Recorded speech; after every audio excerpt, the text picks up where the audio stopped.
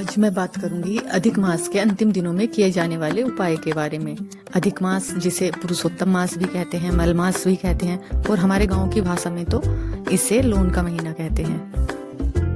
हम पुरुषोत्तम मास या अधिक मास के अंतिम 4-5 दिनों में किए जाने वाले उपाय के बारे में बात करेंगे, जो 33 रोटी का दान है।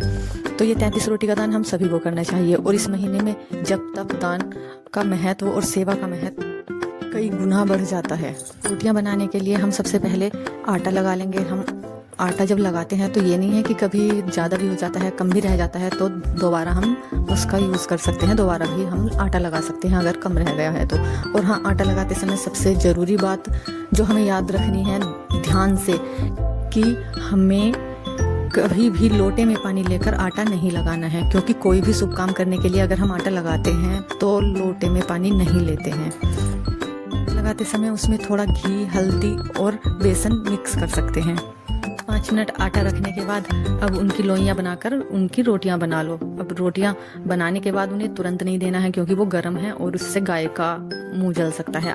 इन्हें थोड़ी देर बनाकर छोड़ दीजिए, नहीं तो बहुत गर्मी है आजकल, तो आप इन्हें पंखे के नीचे भी जो है ठंडा कर सकते हैं। अगर आपने घी, हल्दी और बेसन, मीठा सब चीज़ मिक्स करके आटा गूंथा है तब तो ये ठंडे होने के बाद गाय को खिलाने के लिए रेडी है। और अगर आपका कुछ रह गया है तो आप उसे बाद में भी रोटी पर लगा सकते हैं, जैसे घी लगा सकते हैं। घी लगाने के बाद रोटियों पर हल्दी का तिलक लगा लें या स्वास्तिक बना लें या राधा नाम लिख लें। वो आपकी चॉइस है, जैसा आप करना चाहते हैं, जो आपको सही लगे, जो आपके मन को शांति दे और सुकून दे। हम 2-2 रोटियां एक जगह रख लेंगे और लास्ट में 1 रोटी बचती है तो हम 1 ही देंगे, 3 रोटी एक साथ नहीं देंगे, क्योंकि गाय को 3 रोटी एक साथ देने पर हमारे पुण्य का क्षय होता है। गाय के अंदर 33 कोटि देवी देवता निवास करते हैं, तो इसलिए हमें 3 रोटी एक साथ गाय को नहीं देनी है। अब किस गाय को हमें ये रोटी खिलानी है और किस गाय को ये रोटी नहीं खिलानी है, साथ ही साथ इसके बारे में भी बात करते चलते हैं। तो हमें जौन सी गाय दूध दे रही है या हम जिस गाय का दूध पीते हैं तो उस गाय को ये रोटी नहीं खिलानी है। 1-2 महीने पर जो गाय दूध देना शुरू करने वाली है उसे भी ये रोटी नहीं खिलानी है। अगर आप गौशाला में खिलाने जा रहे हैं तो आप दूध वाली गाय को भी दे सकते हैं, क्योंकि उसका हम दूध नहीं लेते हैं। साथ ही साथ जो छोटे बच्चे हैं गाय के, उन्हें भी ये रोटी खिला सकते हैं। जो गाय रोड पर घूम रही हैं, भूखी प्यासी हैं, बिल्कुल उन्हें भी ये रोटी खिला सकते हैं, पानी भी पिला सकते हैं। रहे हमें मीठी रोटी खिलानी है तो उसके लिए हम चीनी, खांड या गुड़ जो भी आपके पास उपलब्ध है उसे यूज़ कर सकते हैं। मैंने ये 1.25 किलो गुड़ लिया है जो रोटियों पर रख कर मैं गाय को दूंगी। सारा एक साथ नहीं रखूंगी क्योंकि बहुत गर्मी है और ये गुड़ गर्म होता है, गाय को नुकसान दे सकता है।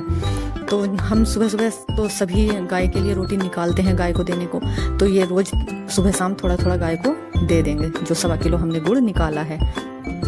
अब इन रोटियों पर तांबे या पीतल के लोटे में जल लेकर 2 बार इनके ऊपर घुमाएंगे, उसे क्या बोलते हैं, मुनस्कर। और अब इन रोटियों को हम गाय को दे देंगे। अगर आपने ये उपाय अभी तक नहीं किया है तो जल्दी करिए, क्योंकि अब कुछ ही दिन बचे हैं और जो भी बच्चे हैं ना वो बहुत ही अच्छे दिन हैं। एकादशी से अमावस्या तक तो बहुत ही अच्छे दिन हैं, आप इसमें भी कर सकते हैं।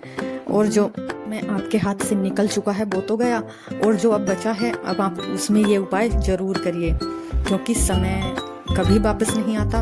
और अब अगले पुरुषोत्तम मास के लिए 3 साल का वेट करना पड़ेगा, और 3 साल में पता नहीं कौन कहाँ हो, क्या हो, कुछ पता नहीं है। तो आप प्लीज़ करिए। Thank you. राधे राधे।